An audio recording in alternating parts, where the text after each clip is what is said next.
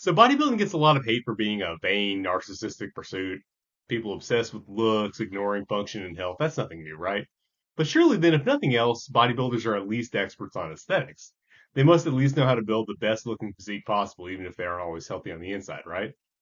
Well, no, actually. Even there, they get that part surprisingly wrong in some cases.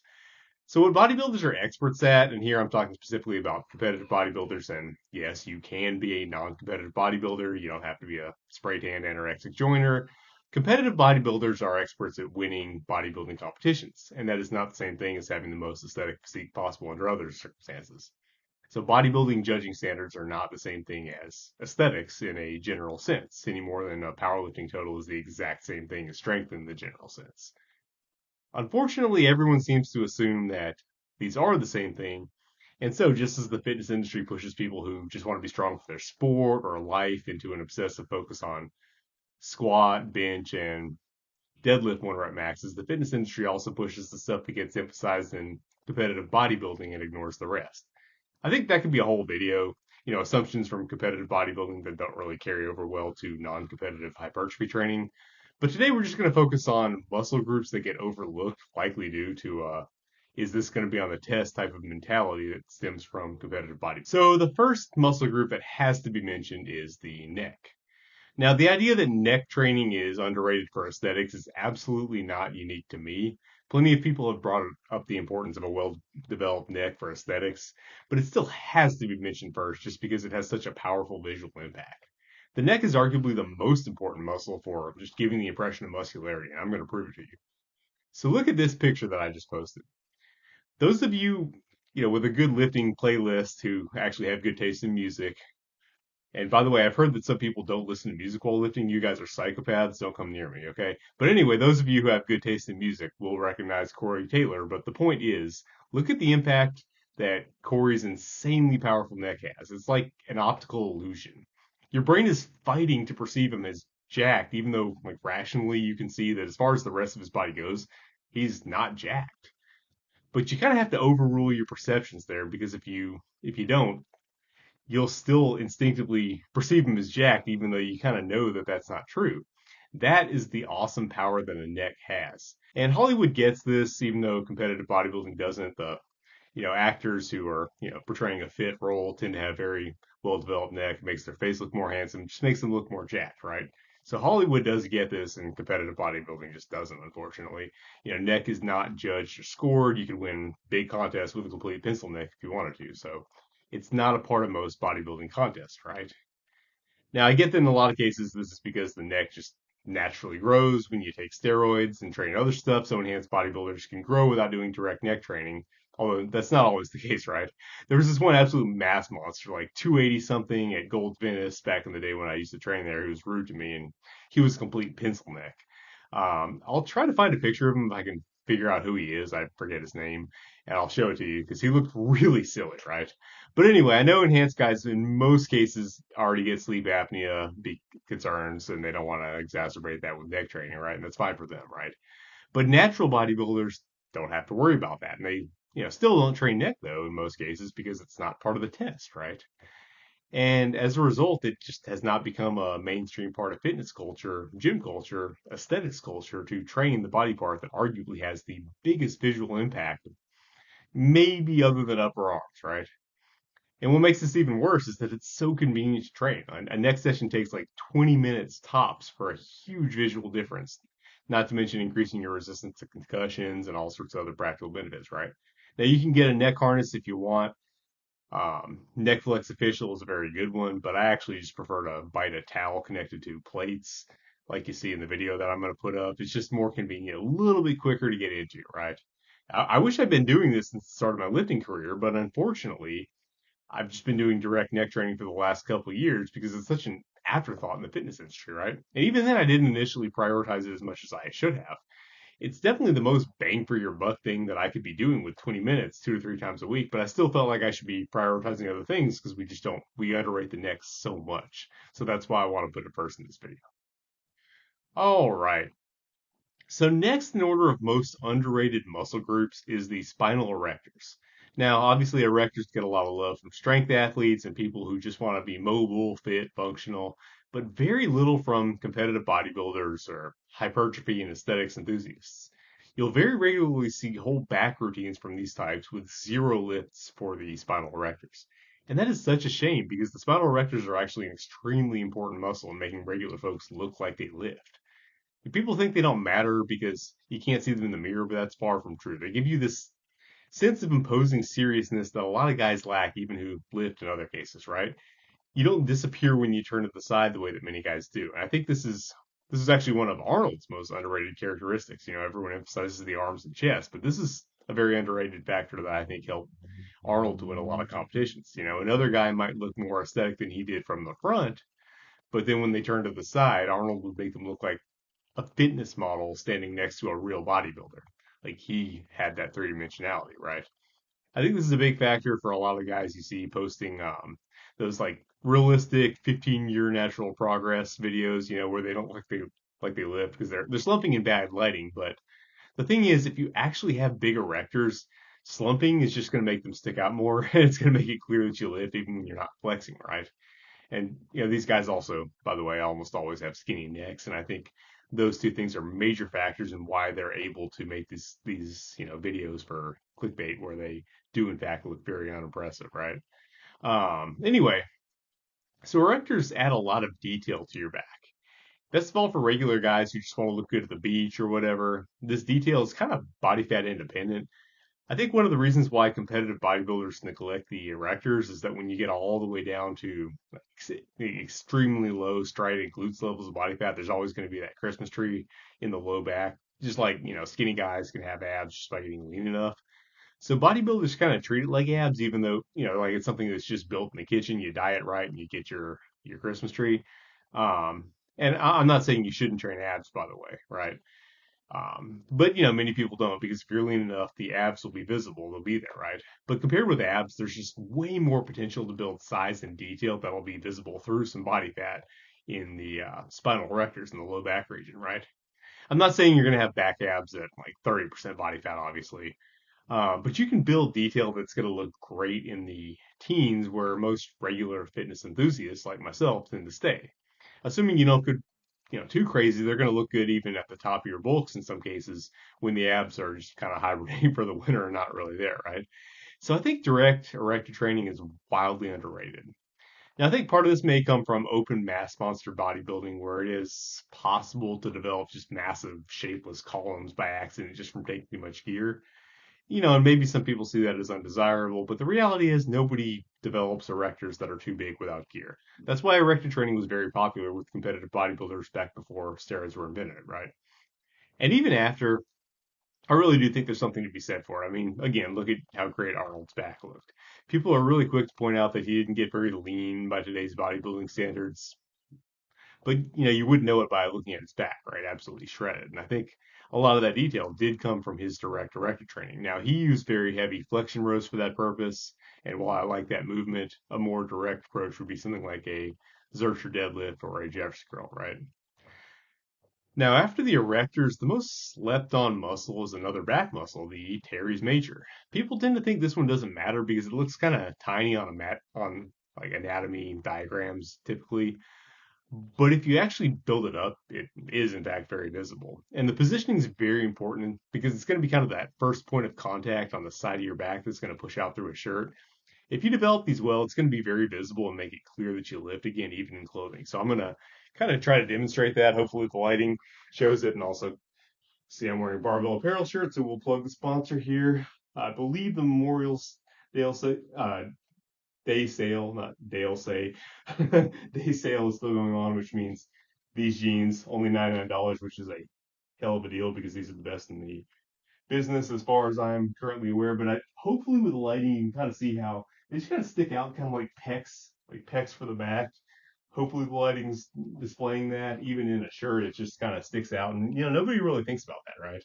Where you just kind of think of them as like almost like a rotator cuff, something you never see, but in reality, they have a very significant aesthetic impact, right?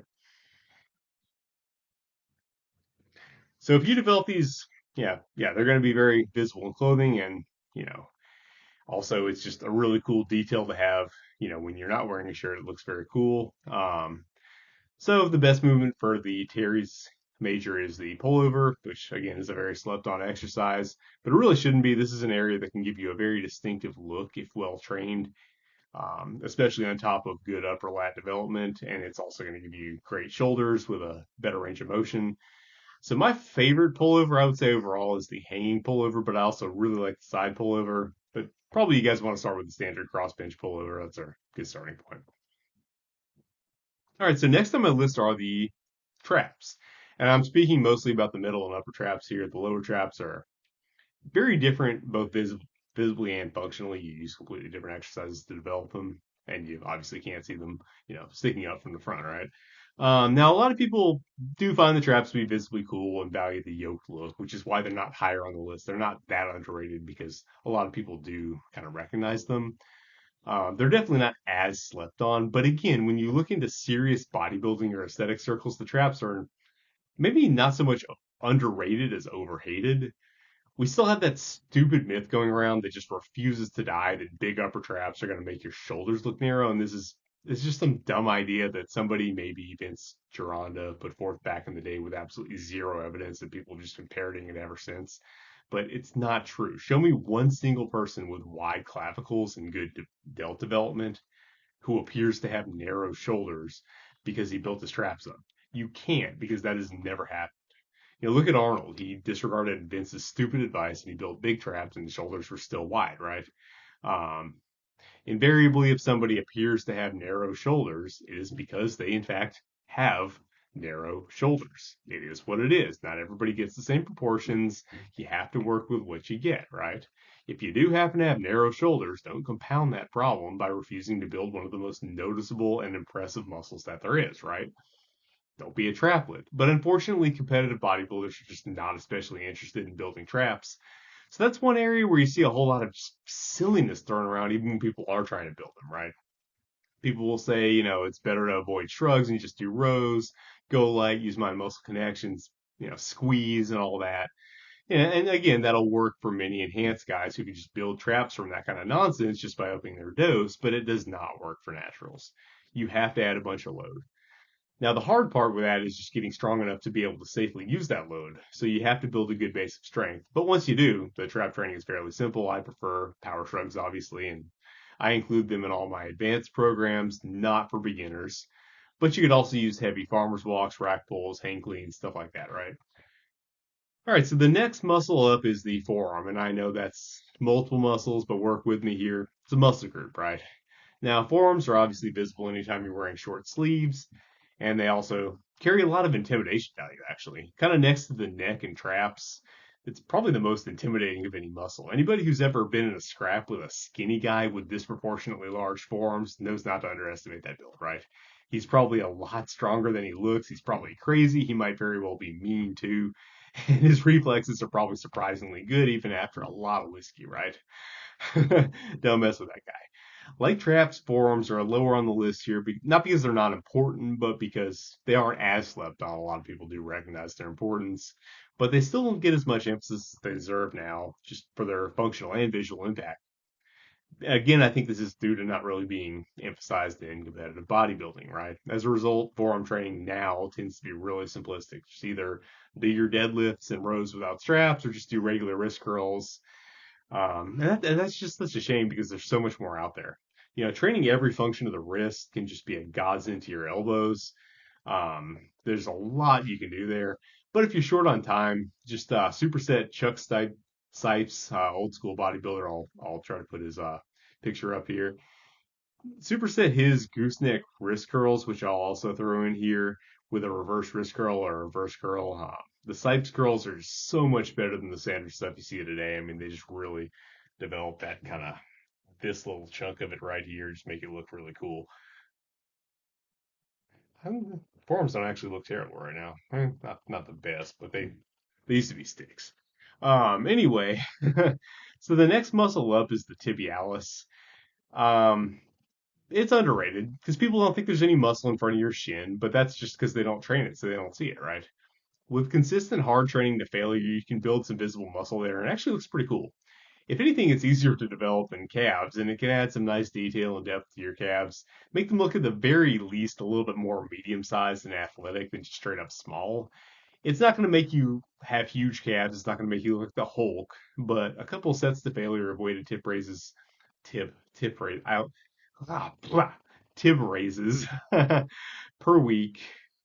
It's going to add a nice little detail to your physique. It's going to kind of avert that no calves look a little bit. So if you have a few minutes, why not just go ahead and do it?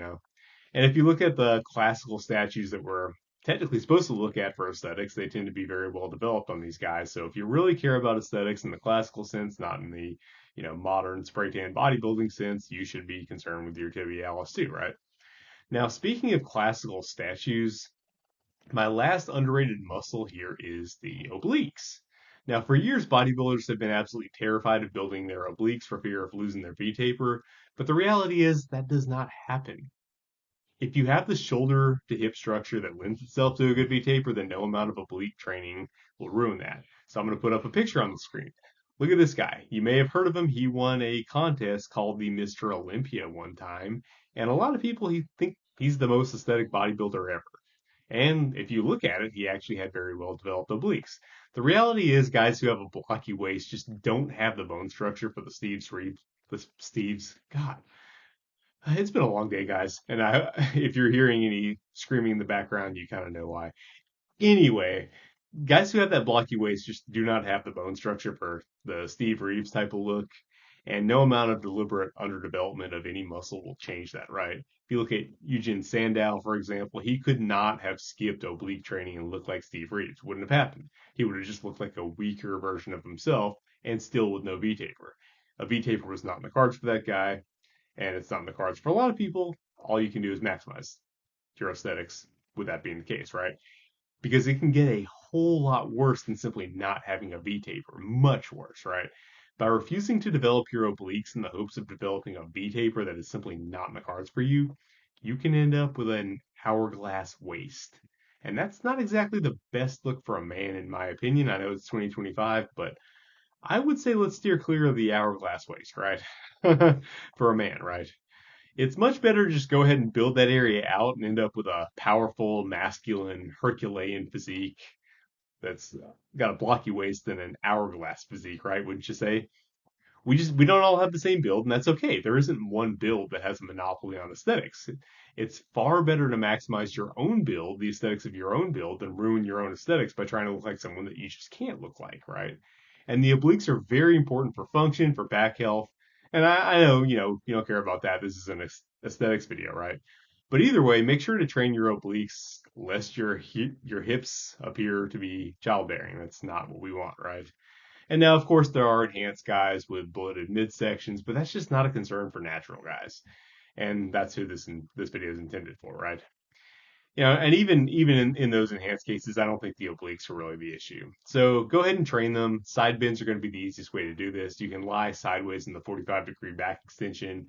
You can grab a single dumbbell or do my favorite recently, feels really great, a cross-legged side bend using the landmine attachment, or not attachment, landmine set up on the barbell to get a nice stretch with a little bit extra stability. That works really well. So that concludes my list of underrated muscles for aesthetics. But you know what's really cool about the list? I could have made the exact same list and it would have worked really well as something like how to make bodybuilding more functional. And that's not to say these muscles are by themselves any more functional than the muscles that bodybuilders do focus on. Every muscle, has a purpose, right? Including, biceps, pecs, they all have a very important functional purpose, right? But whatever it is that you're neglecting, that's probably what you can stand to bring up, both from an aesthetic standpoint and from a functional standpoint. So that sounds like a win to me, right? If your idea of a balanced physique involves neglecting certain areas to try to achieve a certain look, I would submit to you that that word balance might not mean quite what you think it does. You keep using that word.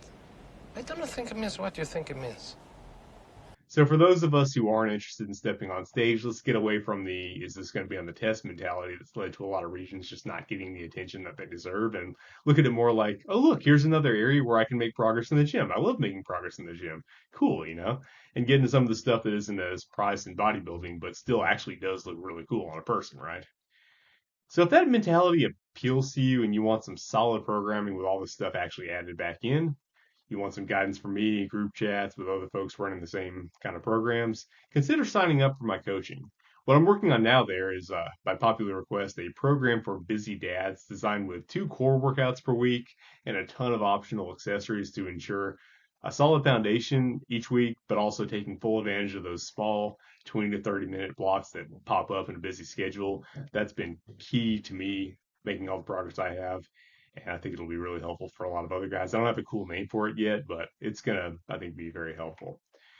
Anyway, thanks for watching, guys. If you like this, make sure to let the algorithm know you did. And by the way, I know you guys asked for the lean dependency syndrome video first, and I will make it, but I got writer's block trying to write that script, so I had to prioritize something that I could just make like a little bit quicker. Just it kind of flowed better, so I just had to go with that instead of wasting some of my extremely limited time. So thanks for your patience with that, and thanks for your patience if you can hear any of the screaming. I don't know if you can, but I this is the only time block I had, so it is what it is, guys. Hope you enjoyed anyway. All right, thanks for watching.